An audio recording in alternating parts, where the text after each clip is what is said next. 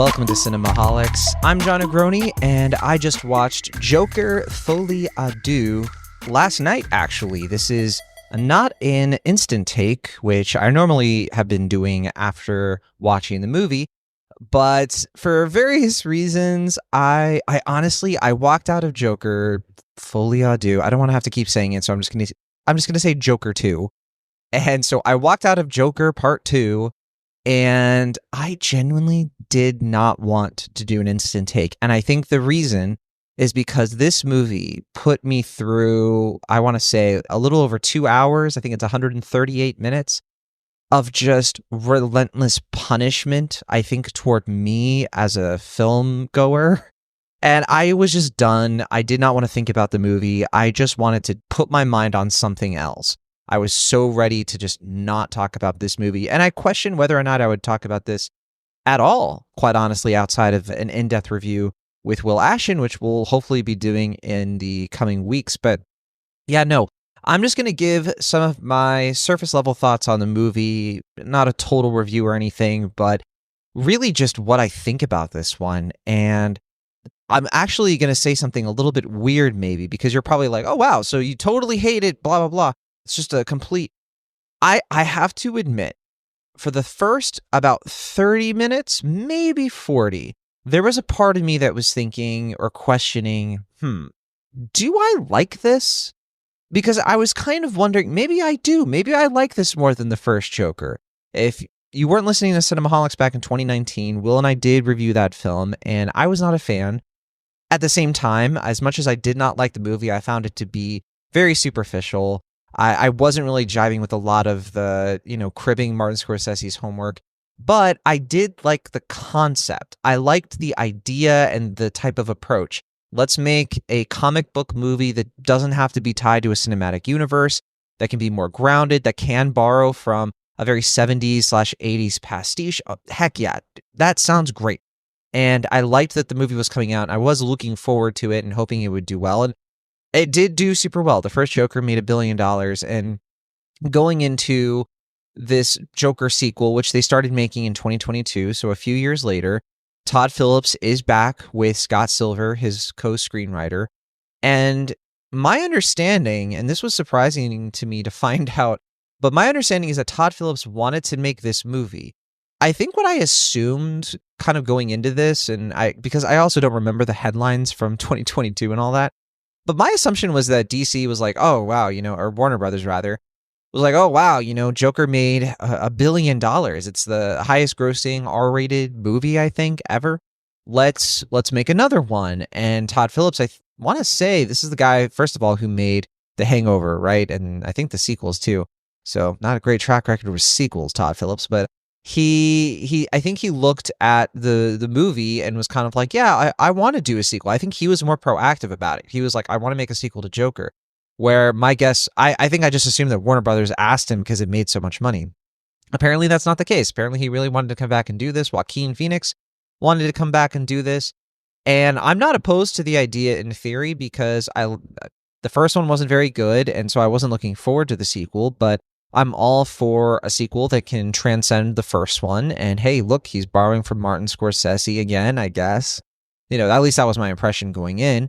Maybe this will still be a breath of fresh air compared to a lot of the other comic book slop that I think we've been, suffering for a while now. But yeah, no, Joker Folie Deux, which just means shared madness between two people. It's I had to look it up though. I'm not smart. But this movie, Joker Part 2, Joker 2, whatever you like, it's an assault on the senses, quite honestly. It is, as reports were indicating throughout the last couple of years, a musical. It really is a musical. I was second guessing this. I was like, no way. Like, it just has like a song number in it and they're doing this for marketing. Nope. It does not have one song number in it. It does not. No, it has like 15, and none of them are good. And it's not just Joaquin Phoenix. It is also Lady Gaga. She's here as Harley Quinn, a very different take on Harley Quinn than the Margot Robbie version. And I just want to say, not a bad version of Harley Quinn. And Lady Gaga is not a bad fixture of this movie. She's not in the movie all that much, to be honest. This is mainly Joaquin Phoenix. He's in pretty much every scene. And a lot of this movie is kind of the first movie. You have a lot of that same grim, dark, grimy, where are we? Oh, it's Gotham. What are you going to do? It's Chicago, but comic booky. And everybody is upset and poor and violent, and everything is super heightened. And we see the aftermath of that first movie. Arthur Fleck, the Joker, is in Arkham Asylum. He's been there for 2 years. The main guard, played by Brendan Gleeson, is terrible and treats him awfully. And the whole movie is sort of just around, like, he's stuck in jail the whole time, and then he goes to court, and the whole stake of it is whether or not he's going to get the death penalty. Okay. Like, you remember how the first one kind of at least had, like, the underpinnings of, like, a class riot, and it was building towards something monumental? This movie is like the anti that for some reason. And I swear, it's 138 minutes and not that much happens. Like, you can boil the plot down to a short film. Quite honestly, it is so light on actual plot. It's all vibes, all story. And the problem is that none of the story here feels all that different from that first movie. It's just more of the same. It's more of that kind of paper-thin characterization, that sort of, 14-year-old's version of what a society is, edgy for the sake of it, that kind of annoying shtick. And yeah, I get it. The first one made a bunch of money, and I'm sure that they're very disappointed that I don't think this one's going to do nearly as well. I think it's going to crash and burn, but we'll see. Ultimately, I still was trying to hang with it for that first 30. Because I was like, you know what? At least it's kind of trying to do something different. It's different setting. But then I kept waiting for the shoe to drop, right? I kept waiting for, all right, move on. Like, let's do something else. But no, the movie just keeps doing the same thing over and over again, insisting upon itself.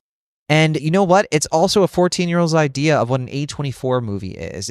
It's kind of looking at, like, the art house style movie and being like, anybody can do that. And really, like, no, this sort of thing just isn't, it's just not translating. I don't think it ever was. And I'm sorry, I'm as on board as you probably can be for Joaquin Phoenix to sing.